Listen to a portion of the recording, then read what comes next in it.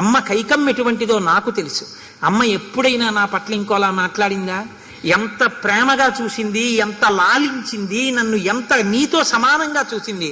అటువంటి అమ్మ నిన్న రాత్రి 2 వరాలు అడిగింది. నన్ను అడవికి వెళ్ళమందంటే పిలిచి యవరాజ్య పట్టాభిషేకం చేస్తానన్న తండ్రి, నన్ను చూడకుండా ఉండలేని తండ్రి, నేను వెళ్ళిపోతానని రాత్రల్లా ఏడ్చి ఏడ్చి మూర్ఛపోయిన తండ్రి యవ్వరాజ్య పట్టాభిషేకం చెయ్యలేక నన్ను అరణ్యవాసానికి పంపిస్తున్నాడంటే, కైకమ్మలో ఇంత మార్పు వచ్చిందంటే, అమ్మా అది దశరథుడు కాదమ్మా, కైకమ్మ కాదు, దైవం.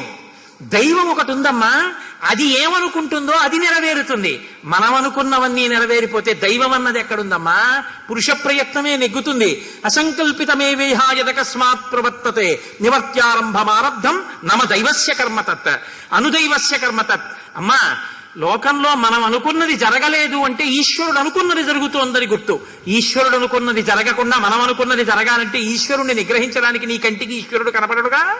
కాబట్టి ఈశ్వరుడు అనుకున్నది అనుకున్నట్టు జరగడం తప్ప ఇంకోలా ఉండదు. కాబట్టి ఈశ్వర శాసనాన్ని అనువర్తించి ధర్మాన్ని నిలబెట్టుకోవాలి.